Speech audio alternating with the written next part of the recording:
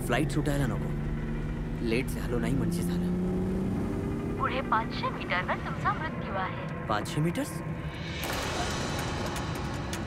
काय म्हणाली? काय म्हणाली? पुढे 400 मीटरवर तुमचा मृत्यू आहे. काय मूर्खपणा आहे? कोण बोलतंय? कोण आहेस तू?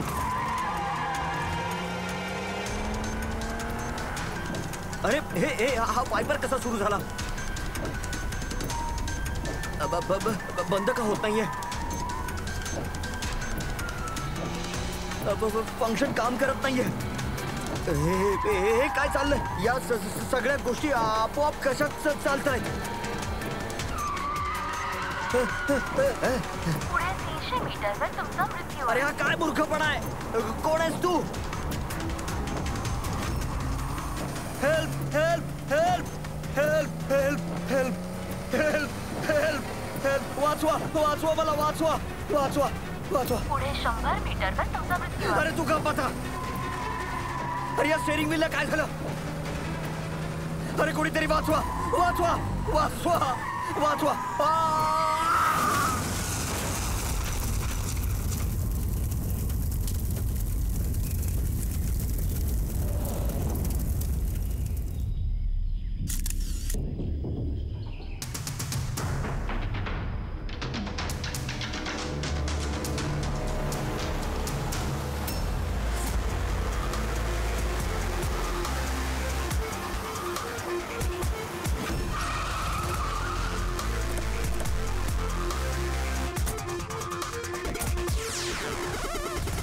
सर, स्थानिक पोलिसांचं असं म्हणणं आहे की हा अपघात नाही, खून आहे. एका सायकल स्वाराने हे सगळं पाहिलं. त्याचं म्हणणं आहे की जेव्हा ही घटना घडली तेव्हा गाडीचा ड्रायव्हर गाडीला कंट्रोल करण्याऐवजी गाडीच्या बाहेर पडण्याचा प्रयत्न करत होता, मदतीसाठी ओरडत होता. मला वाटतंय की हा काही नॉर्मल अपघात तर नाहीये.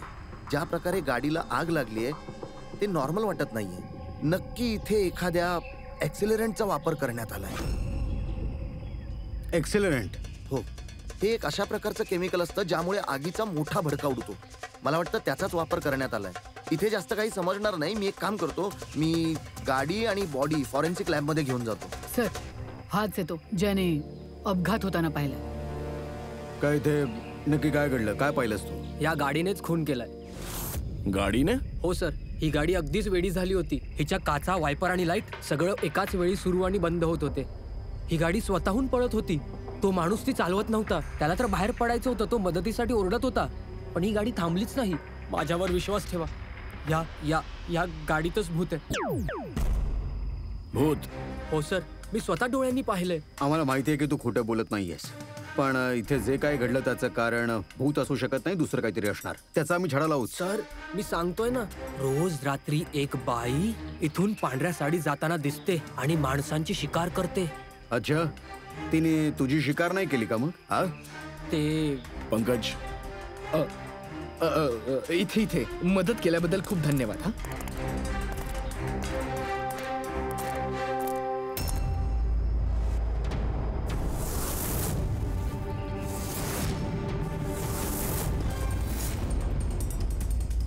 नंबर प्लेट जास्त डॅमेज झाली नाहीये. बघ जरा नंबर बघून चेक कर, कार कोणाची येते.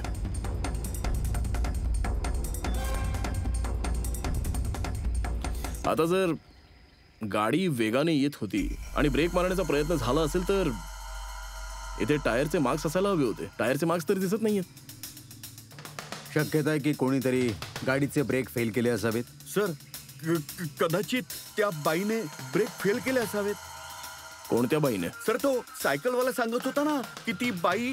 फ्रेडी, सर, मी डेटाबेस सुद्धा चेक केला. ही कार कार्तिक कुमार यांच्या नावावर रजिस्टर आहे. कार्तिक कुमार?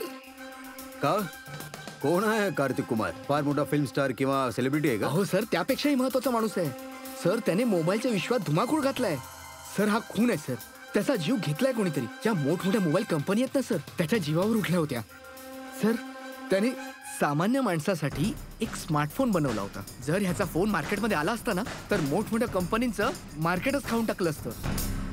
सामान्य माणसाचा स्मार्टफोन? हो सर, त्यांची कंपनी P2+ जगातले सगळ्यात स्वस्त स्मार्टफोन बनवते. मोठमोठ्या कंपन्यांच्या टॉप एंड फोनमध्ये जे फीचर्स असतात ते सगळे फीचर्स या फोनमध्ये असणार होते, तेही 10 पट कमी किमतीत. सर, त्याच्या कॉन्फरन्सचा एक व्हिडिओ आहे सर, मी तुम्हाला दाखवतो.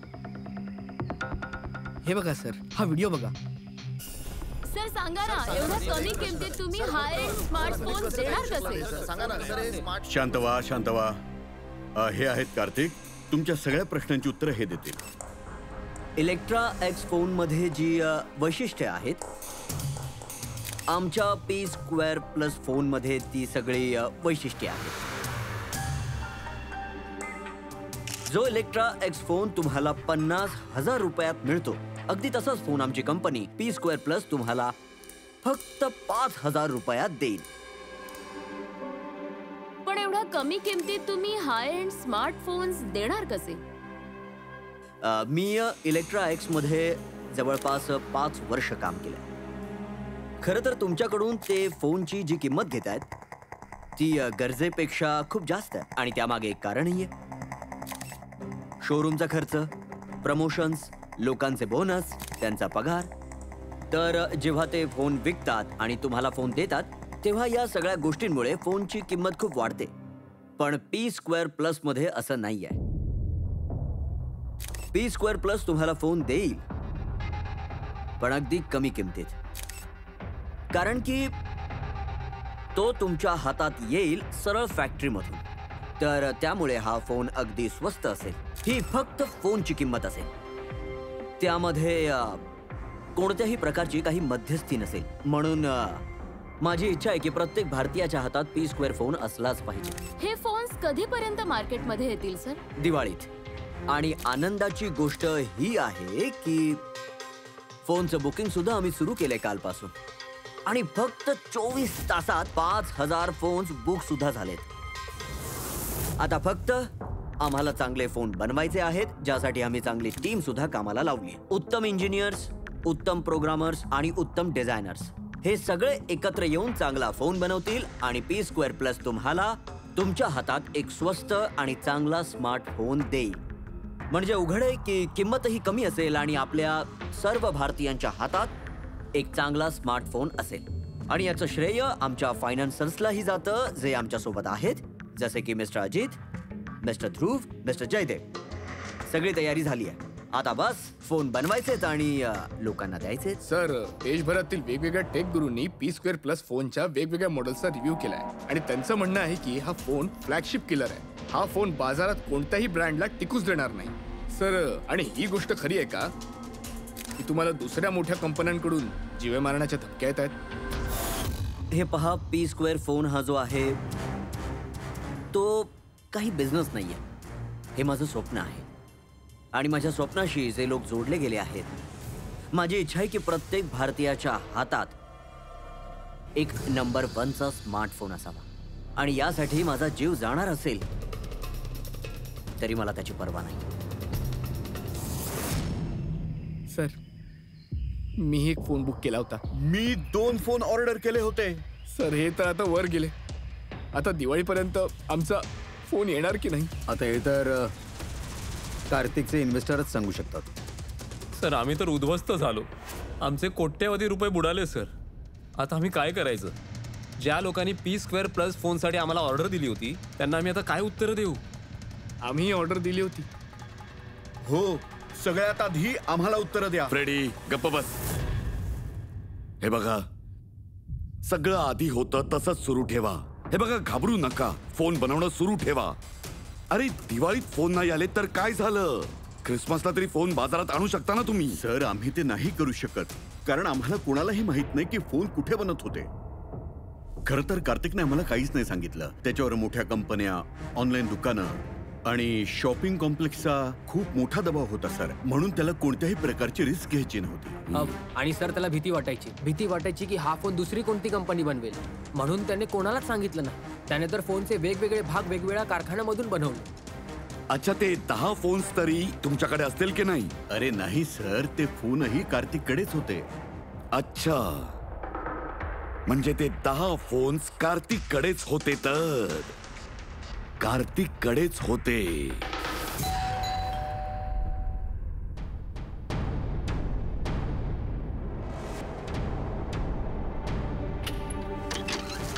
तुम्ही कोण आहात? CID. या.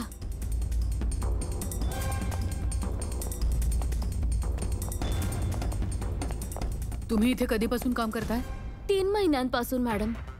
आणि तुमच्या आधी कोण काम करायचं? कुणीही काम नाही करायचं, कारण साहेब तर 3 महिन्यांपूर्वीच या बंगल्यात आलेत ना. अच्छा, तुमच्या या साहेबांचा स्वभाव कसा होता? कसे होते ते?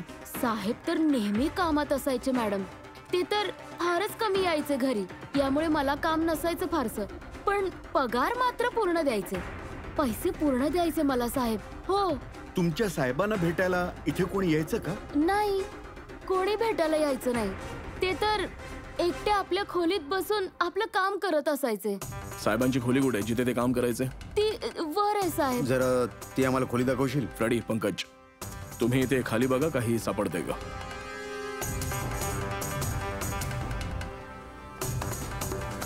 ही खोली आहे साहेबांची. तुम्ही लोक इथेच थांबा.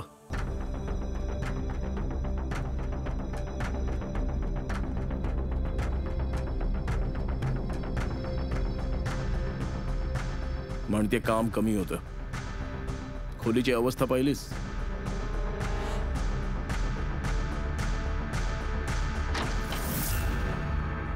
एक काम करते की नाही ते तर आपल्याला माहिती नाही, पण दुसरा कोणीतरी इथे त्याचं काम करून गेलाय.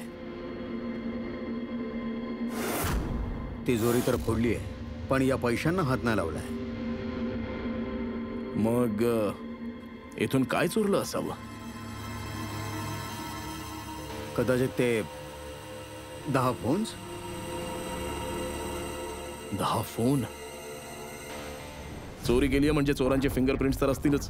फ्रेडी, पंकज. चोरी कशी होऊ शकते साहेब? काय चोरलं चोरांनी?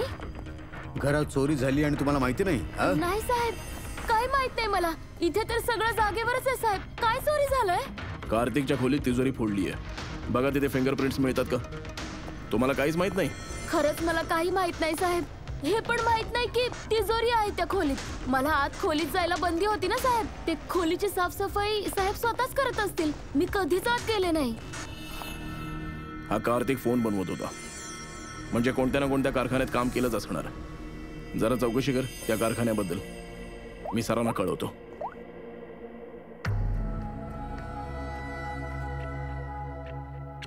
हा आवाज? सर, थोडा डिस्टर्बन्स आहे, बाहेरून कॉल करते.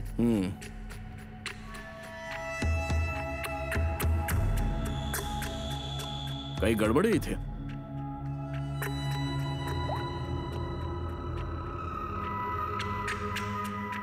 ओ, या कार्तिकच्या मागे बरीच माणसं लागली होती, कदाचित त्याचा फोन मिळवण्यासाठी.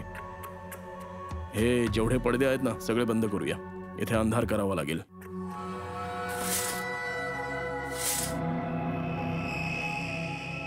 सर, सर, हा असा अंधार का केलाय सर? आता समजेल सगळं काही. नीट आवाज ऐकायचा प्रयत्न कर.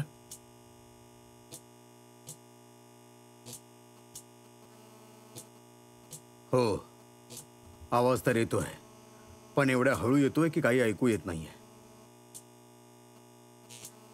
एक मिनिट, या घरामध्ये बग आहे. काय?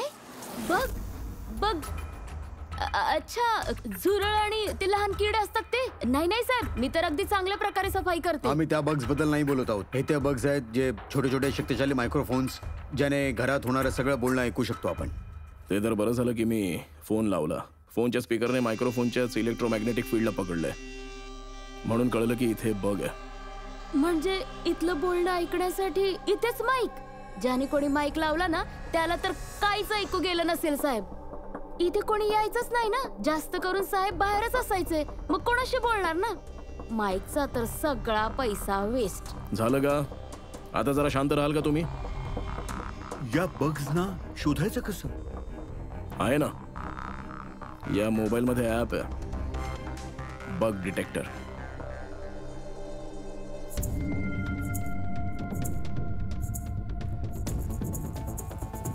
ही लाल लाईट पाहतोयस ना, इथे बग आहे. चेक कर जरा. मायक्रोफोन आणि पिनहोल कॅमेरा ही आहे, इथे आहेत कदाचित.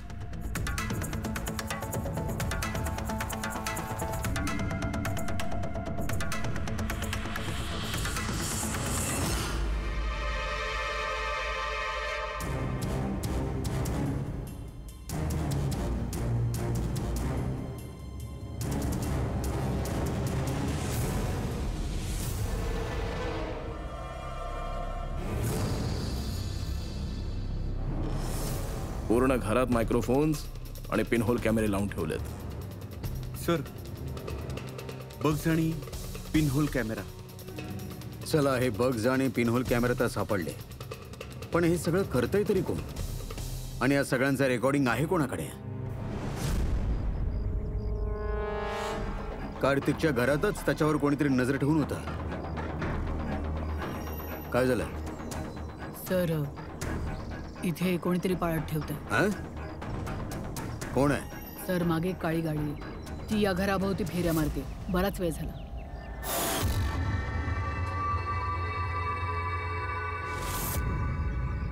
हा पाळत कोणावर ठेवतो? आपल्यावर की कार्तिकवर? कार्तिक तर मेला आहे ना. आपण गाडी घेऊन निघूया आणि बघूया पाठला करतोय का आपला. चला.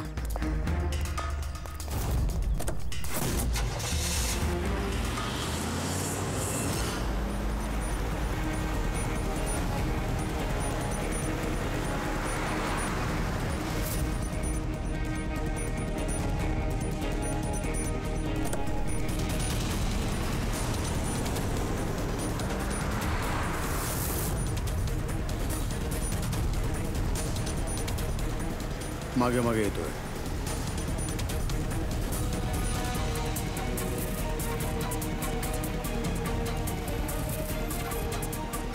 अरे दया, असं वाटतं की हा तुझाच पाठलाग करतोय. बघूया कुठपर्यंत पाठलाग करतो तो. पंकज, त्या माणसाचा चेहरा दिसतोय? कळतंय का कोण गाडी चालवतोय ते? सर, चेहरा नाही दिसत आहे सर. अभिजित, चेहरा दिसत नाहीये त्याचा. काय करायचंय? तुम्ही मागावर राहा त्याच्या. ओके.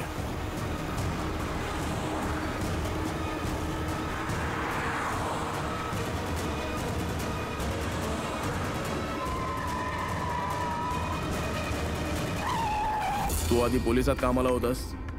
उलट्या सुलट्या कामांमुळे तुला पोलिसातून काढलं आणि आता तू हेरगिरी करायला सुरुवात केलीयस. का करत होतास कार्तिकची हेरगिरी? हा, का करत होतास? हे बघ दिग्विजय, नीट लक्ष देऊ नाही. बेकायदेशीर हेरगिरी करण्याच्या गुन्ह्यामध्ये तुला तुरुंगात टाकेन मी, समजलास? बेकायदेशीर? हो, बेकायदेशीर. सर, माझ्याकडे लायसन्स आहे. पोलीसची नोकरी गेल्यानंतर मी प्रायव्हेट डिटेक्टिव्ह सर. आणि कार्तिकवर नजर ठेवण्यासाठी मला असाइनमेंट दिलं गेलं होतं. कोणी दिलं होतं तुला हे असाइनमेंट? खरं खरं उत्तर दे, नाही तर लायसन्स कॅन्सल होईल. नाही सांगणार. नाही सांगणार ना? केस फाईल करा याच्यावर. उचला याला. नाही सर, मी सांगतो. तर मग आता सांग. मला हे असाइनमेंट इलेक्ट्रा एक्सफोन्स त्यांनीच मला हे काम दिलं होतं. कार्तिक बद्दल प्रत्येक लहान सहान डिटेल्स हव्या होत्या त्यांना. तो काय करतो, कुठे जातो, सगळं. इलेक्ट्रा एक्सफोन्स. सर, तुम्हाला जे काही विचारायचं ते कोर्टात विचारा. आमचा अशील वैभव तुमच्याशी काहीही बोलणार नाही. वैभव, कार्तिकच्या घरात क्लोज सर्किट कॅमेरा तू लावलेस. कार्तिकची हेरगिरी करण्यासाठी दिग्विजयला तू हायर केलंस, हो की नाही? हो की नाही? माझा अशील आत्ता याबद्दल काही बोलणार नाही. तुम्ही जरा. I am sorry. तसंही हाच विचार करत होतो की आमचं संभाषण जरा बोरिंग होत चाललंय. आपण याला जरा इंटरेस्टिंग करूया. काय वैभव? इंटरेस्टिंग करूया. जरा प्रेस कॉन्फरन्स बोलो फ्रेडी. पंकज, प्रेसवाल्यांना काय बोलायचं, काय सांगायचं ते मी सांगतो. ली, कार्तिकच्या हत्येमध्ये इलेक्ट्रा एक्सफोन्स कंपनीचे मॅनेजिंग डायरेक्टर मिस्टर वैभवचा हात आहे. असू शकतो. नाही म्हणजे CID याची पुष्टी करत नाही, कारण वैभव होयही बोलत नाही आणि नाहीही म्हणत नाहीये. दाखव मला काय लिहिले ते. गुड. लवकर फ्रेडी, प्रेस कॉन्फरन्स. तू तर ऐकलायसच आम्ही काय सांगणार आहोत प्रेसवाल्यांना. जर या गोष्टीची न्यूज झाली तर माहिती आहे ना इलेक्ट्रा एक्सफोन कंपनीची परिस्थिती काय होईल मार्केटमध्ये. याला क्रॅश असं म्हणतात. सर, विश्वास ठेवा.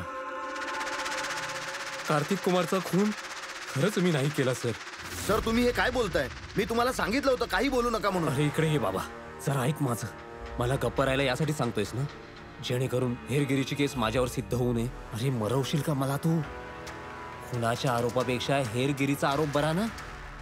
माफ कर मला सर. सर मला तुम्हाला काही दाखवायचं सर. हे बघा सर, कार्तिक कुमारवर पाळत नक्की ठेवली आम्ही, पण फक्त हे जाणण्यासाठी की तो आमच्या कंपनीची टेक्नॉलॉजी चोरून स्वस्त मोबाईल तर बनवत नाहीये ना. का असं का वाटतं तुला? कारण सर मोबाईल लॉन्च करण्याआधी तो आमच्या कंपनीत इलेक्ट्रॉनिक्समध्ये काम करायचा आणि 5 वर्ष त्यांनी इथे काम केलं आणि इथून बाहेर पडताच हा मोबाईल लॉन्च केला आणि तोही इलेक्ट्रॉनिक्स मोबाईलची स्पर्धा करण्यासाठी. त्याचा मोबाईल एकदम कमी किमतीत. सर यासाठीच त्याची हेरगिरी केली. पण सर मी जेव्हा हे पाहिलं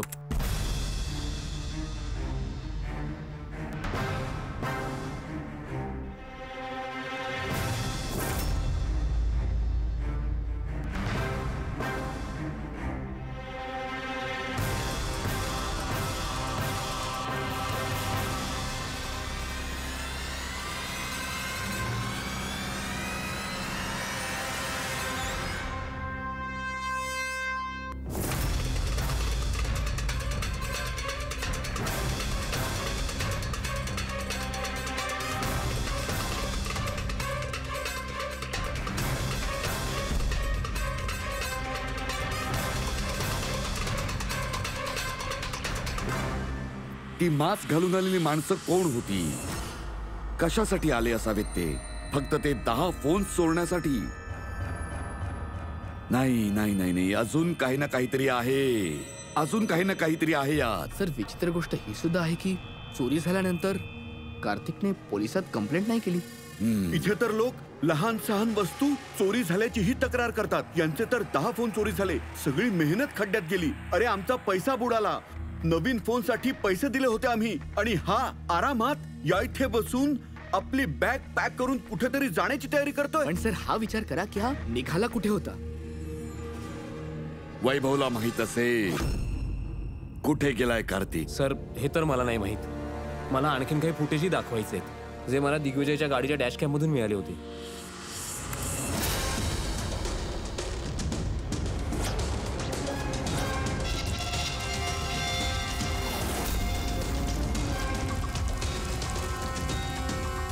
सर यानंतर कार्तिक दिग्विजयला नाही भेटला. सर याचा अर्थ स्पष्ट आहे की कार्तिकच्या खुनामागे दिग्विजयचा काही हात नाही. हे सगळं फुटेज आम्हाला पाहिजे. हा कार्तिक लॅपटॉपवर काय करतोय? सर हा फ्लाईट तिकीट बुक करत होता. सर मी त्याच्या क्रेडिट कार्डचे डिटेल्स चेक केले. त्याने रात्री 9 वाजता मालदीवला जाण्याचं फ्लाईट तिकीट बुक केलं होतं. फक्त जाण्याचं, येण्याचं नाही? नाही सर, त्याची फ्लाईट सकाळी 10 वाजता होती, पण त्याच्या काही तासांपूर्वीच त्याचा खून झाला. फक्त हेच नाही सर, त्याने रात्री 11 वाजल्यापासून पहाटे 4 वाजेपर्यंत पनामाच्या वेगवेगळ्या बँक अकाउंट्समध्ये लाखो रुपये ट्रान्सफर केले होते. रात्री 11 ते पहाटे 4 दरम्यान तो घरातच नव्हता सर. मग त्याने हे पैसे ट्रान्सफर केले कुठून? विचित्र गोष्ट आहे, घरी चोरी झाली आणि हा मस्त फिरायला चालला होता. फिरायला नाही फ्रेडी, हा देश सोडून पळत होता. आपल्या देशाची मालदीवशी कोणतीही प्रत्यार्पण संधी नाही आहे. याचा अर्थ असा की आपण कोणालाही मालदीवमधून अटक नाही करू शकत. म्हणूनच गुन्हेगार इथे गुन्हा करतात आणि मालदीवला पळून जातात. हा पण तेच करत होता. लाखो करोडो रुपये घेऊन देश सोडून पळण्याची तयारी. वाईट कामाचं फळ मिळालं त्याला. लोकांचे कष्टाचे पैसे घेऊन पळत होता. झाला अपघात. झाला नाही, पूर्वी घडवण्यात आलाय. अपघात घडवण्यात आलाय बॉस. म्हणजे काय? म्हणजे असं की कार्तिकच्या गाडीत मला हे सापडले. काय हे आहे CAN bus device. CAN device? हे तेच हॅकिंग डिव्हाइस आहे ना? बरोबर Abhijit. CAN controller area network. ते स्मार्ट कार्स मध्ये ते जे इंजिनला कंट्रोल करण्याचं युनिट असतं ना, हे त्याला कंट्रोल करतं, हॅक करतं आणि गाडीचा सगळा कंट्रोल आपल्या हातात घेतो. जसं की कम्प्युटरला हॅक करतात तसंच ना? बरोबर दया, अगदी तसंच. कुणीतरी हे डिव्हाइस वापरून पूर्ण गाडीचा कंट्रोल आपल्या हातात घेतला आणि मग कार्तिकच्या गाडीचा अपघात घडवला. आणि एवढंच नाही, होण्याची इच्छा होती की अपघातात काही वाचू नये, काही नाही. ते आहे ना बॉस, ते आगीचा जास्त भडका उडवणारं ते केमिकल. हो, मला गाडीच्या अवशेषात त्या केमिकलचे भरपूर प्रमाणात ट्रेसेस सापडले. मी आता आणखीनही काही चेकिंग करतोय. जसं काही समजेल तसं तुम्हाला लगेच कळवतो मी. ठीक आहे.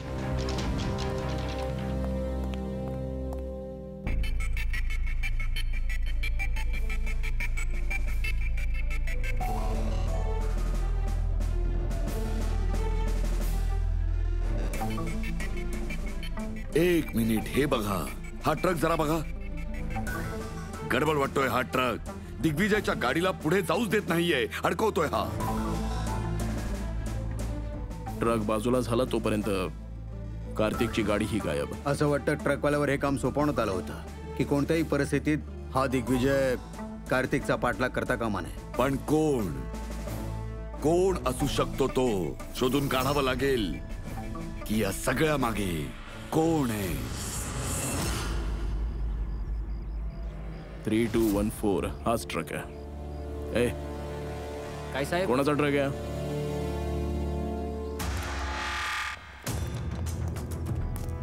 हा ट्रक तुझा आहे का? होय, माझाच आहे. काय झालं? काल रात्री ट्रक फार वेगाने चालवत होतास आणि एका काळ्या गाडीला रोखण्याचा प्रयत्न करत होतास. हा नाही, असं तर काहीच नाही झालं. हे बघ, खोटं नको बोलूस, नाही तर सरळच जाशील तुरुंगात. समजलं? साहेब, सांगतो साहेब. काल रात्री मला भेटायला 2 माणसं आली.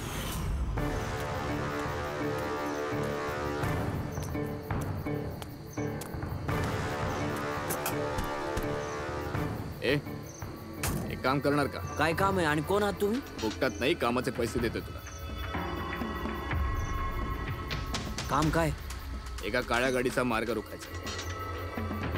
त्याला नंबर दे. हा घे नंबर. 1 तासानंतर JP रोडला पोहोच. पण दादा, कसलं लफडं तर नाही ना? काही लफडं नाही, फक्त त्या काळ्या गाडीचा मार्ग अडवायचा. समजलं? चेहरे तर नीट पाहिले नाही साहेब. त्यांनी पैसे दिले आणि गाडीचा नंबर दिला. म्हणले फक्त गाडीला अडवायचंय.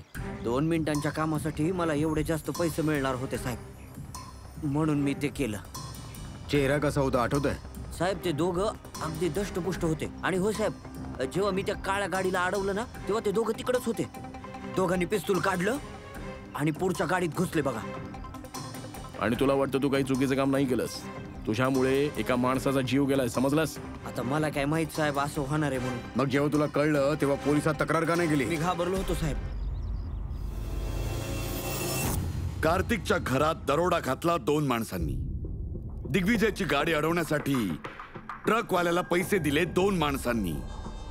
आणि कार्तिकच्या गाडीत गन दाखवायला घुसली 2 माणसं. आहेत कोण ही 2 माणसं? कोण आहेत ही? सर, जर या 2 माणसांनी कार्तिकला किडनॅप केलं आहे आणि कार्तिक यांच्यासोबत रात्री 11 वाजल्यापासून पहाटे 4 वाजेपर्यंत होता, तर अर्थ स्पष्ट आहे सर. ज्या परदेशी अकाउंटमध्ये पैसे ट्रान्सफर झालेत ते कार्तिकचं अकाउंट असणं शक्यच नाहीये. पण सर, 5,000च्या फोनसाठी एवढं सगळं? तर या 5,000च्या फोन मागेच तर एवढं रहस्य दडलंय. त्यामुळेच तर कार्तिकला त्याचा जीव गमवावा लागला. कार्तिकच्या मृत्यूचं रहस्यही त्याच मोबाईल फोन मध्ये. चला, हा मोबाईल आपण बनवूया.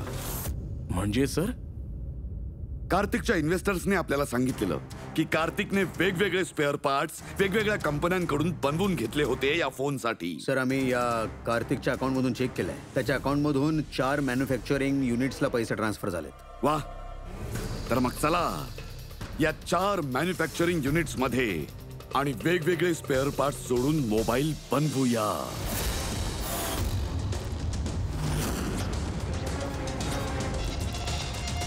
सर, हे 3 मॅन्युफॅक्चरिंग युनिट्स तर रिकामे होते. तुम्हाला वाटतं इथे काही सापडेल?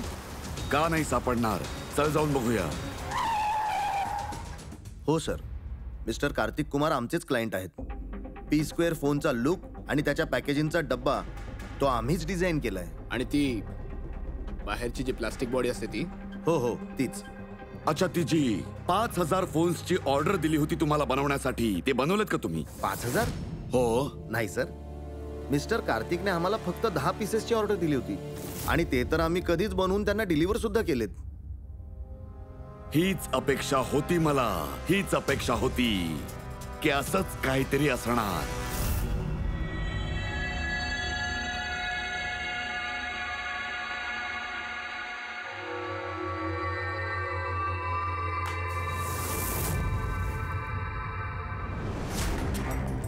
कार्तिकने फोनची बॉडी इलेक्ट्रा डिझाईन मध्ये बनवली होती. हो, इलेक्ट्रा डिझाईन. पण सर त्याने फोनचे बाकीचे भाग बनवण्यासाठी एक मॅन्युफॅक्चरिंग युनिट भाड्याने घेतलं होतं, पण तिथे त्याने काहीच बनवलं नाही. बनवलं नाही? पण सर ते फोन कुठेतरी मॅन्युफॅक्चर झाले असतील. कुठे? कुठेच नाही पूर्वी. त्याने फोन्स मॅन्युफॅक्चर केलेच नाहीत. कुठेही नाही म्हणजे तुला काय म्हणायचंय काय? बॉस, त्याने फोन्स मॅन्युफॅक्चर केले नाहीत, तर त्याने फोनचे वेगवेगळे स्पेअर पार्ट्स घेऊन स्वतः असेंबल केलेत. वेगवेगळे स्पेअर पार्ट्स घेऊन त्याने फोन असेंबल केला. तू एवढ्या छाती ठोकपणे कसा बोलू शकतोस? हो बॉस, त्या अवशेषांमध्ये मला एक नाही तब्बल 11 फोन सापडलेत. 11 mobile phones. हो. एक तर कार्तिकच्या बॉडीच्या अगदी जवळ सापडला, जो कदाचित त्याचा पर्सनल फोन असावा, आणि बाकीचे जे 10 फोन आहेत ते त्याच्या गाडीच्या मागच्या सीटवर ठेवले होते. अजून 10 फोन? म्हणजे P² प्लसचे ते 10 फोन्स जे कार्तिक लॉन्च करणार होता. एक्झॅक्टली तेच 10 फोन्स. त्या फोन्स मध्ये फारसं काही वाचलं नाही, पण तरीही मी त्यांची बॅटरी आणि काही भागांना लॅबमध्ये चांगल्या प्रकारे चेक केलं. तेव्हा मी चकित झालो बॉस. माझ्या लक्षात आलं की हे फोन खरं म्हणजे इलेक्ट्रा एक्स कंपनीचे फोन आहेत. काय? हे कसं काय शक्य सर? माहित नाही दया, पण घडलं तर हेच आहे. मी कंपनीच्या इंजिनियरला बोलावून त्याची शहानिशा सुद्धा केली. त्या इंजिनियरने सुद्धा हेच सांगितलं की हे फोन आमच्या कंपनीचेच आहेत, इलेक्ट्रा एक्स कंपनीचे. म्हणजे कार्तिकने इलेक्ट्राच्या जुन्या भागांना ते जे नवीन डिझाईन केलेलं बॉडी पॅनल होतं त्याच्याशी फिट करून ते अर्ध्यापेक्षा कमी किमतीत विकण्याचा प्रयत्न केला. असं कोणी काय करेल? पैसा दया, पैसा. त्याला नवीन फोन बनवायचाच नव्हता. त्याला गुंतवणूकदारांचे पैसे घेऊन परागंदा व्हायचं होतं. अजून काय? त्याचे जेवढे गुंतवणूकदार आहेत ना, सगळ्यांना बोलवून घे. सांगूया त्यांना की कार्तिकने कशा प्रकारे फसवलंय त्यांना. हे तुम्ही काय म्हणताय? एवढी मोठी फसवणूक? आणि आमचे पैसे? कार्तिकने ते काय केले? मरण्याच्या आधी कार्तिकने शेकडो कोटी रुपये रातोरात पनामाच्या काही अकाउंट्समध्ये ट्रान्सफर केले आहेत. आणि आंतरराष्ट्रीय कायद्यानुसार आम्ही पनामातील त्या बँक खात्यांची पडताळणी करू शकत नाही. त्यामुळे तुमचे पैसे मिळण्याचे चान्सेस जरा कमीच आहेत. तुमचेही आणि त्या कस्टमरचेही, ज्यांनी आधीपासून हे फोन बुक केलेत. अहो, पण तो मेला कसा? म्हणजे ऍक्सिडेंट होता की खून? खून. कार्तिकचा खून झाला होता. अपघात झाला नाही. अपघात घडवण्यात आला. अपघात घडवून आणला होता? तर खुनी कोण आहे? समजेल ते सगळं. खूप लवकर समजेल. बोल पूर्वी. सर, एक खूप मोठा ब्रेक थ्रू मिळालाय. कार्तिकची बहीण कृतिका, जी लखनौमध्ये राहते, तिच्याशी मी बोलले. तिचं म्हणणं आहे की कार्तिकने तिला एक पाकिट कुरिअर केलं होतं मरण्याच्या काही तास आधी. त्यात खुन्याबद्दल काही पुरावे आहेत आणि कार्तिकने लिहिलेलं एक पत्रही आहे, ज्यात लिहिलंय की जर त्याला काही झालं तर ते पाकिट CIDला द्यावं. फॅन्टॅस्टिक जॉब पूर्वी. एक काम कर, तिला सांग ते पाकिट आपल्याला पाठवून द्यायला लवकरात लवकर. हो सर, उद्या ती मुंबईला येते ते पाकिट घेऊन. इथे तिला कार्तिकची बॉडीही क्लेम करायची आणि इथे येताच ती हॉटेल रिसॉर्टिओ मध्ये चेक इन करेल आणि मग आपल्याला भेटेल. हॉटेल रिसॉर्टिओ? Kritika. Excuse me madam. Yes. तुम्ही कृतिका आहात ना? हो. आम्हाला CIDने पाठवलंय तुम्हाला पिक करायला. ओ अच्छा, ओके. चला ना आमच्या सोबत. गाडी तिकडेच उभी आहे. बरं. कुठे आहे गाडी? ही बघा. अरे SCP सर.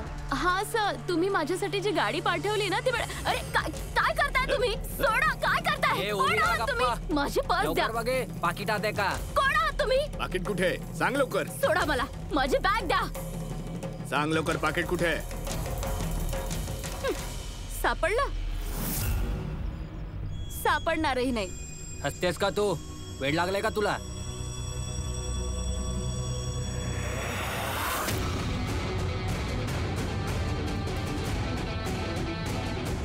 पाकिट पाहिजे? हा, चला चला. Thank you officer Meera. आता तुम्ही जाऊ शकता. यांच्याकडे आम्ही बघतो. ही तर माझी ड्युटी आहे सर. ऑफिसर मीरा? मग कृतिका कोण आहे? कृतिका नावाची कार्तिकची बहीण अस्तित्वातच नाही. या कृतिकाला तर आम्ही जन्म दिला खऱ्या खुन्याला पकडण्यासाठी. या केसमध्ये आमचा सर्वांवर संशय होता. मग ते इलेक्ट्रॉनिक्स फोनवाले असो, ऑनलाईन शॉपवाले असो किंवा मग इन्व्हेस्टर्स. तो फोन मिळवण्यासाठी कोणीही कार्तिकचा खून करू शकत होता. आणि जेव्हा लक्षात आलं की कार्तिक फोन लॉन्च केल्याशिवायच इथून पळून गेलेला आहे तुम्हा सर्वांना फसवून, तेव्हाच लक्षात आलं की कार्तिकचा खून तोच करू शकतो ज्याला कार्तिकमुळे खूप नुकसान झालेलं आहे.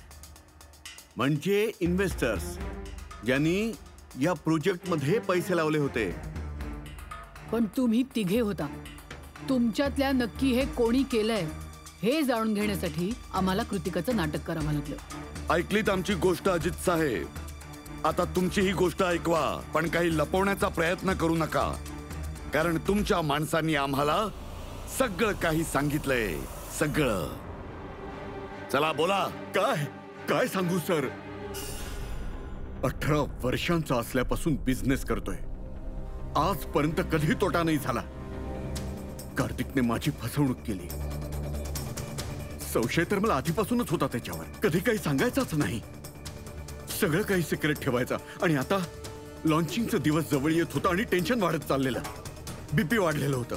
मी माझ्या माणसांना त्याच्या घरी पाठवून फोन चोरायला लावले.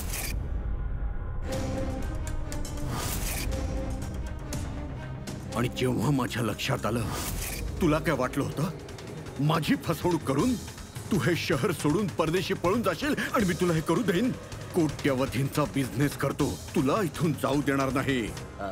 असं काहीच नाही अजित. तू अरे मला माहितीये की तू काही मोबाईल वगैरे लॉन्च नाही करणार आहेस. ते P2+ पॅनल बनवून आम्हा सर्वांकडून पैसे उकळायचे होते तुला लॉन्चिंगच्या नावाखाली. असं काहीच नाही अजित. तू चुप, एकदम चुप.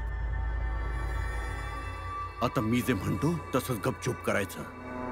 माझं पनामाचं अकाउंट जे मी ओपन करून ठेवलंय त्यात सगळेच्या सगळे पैसे ट्रान्सफर कर.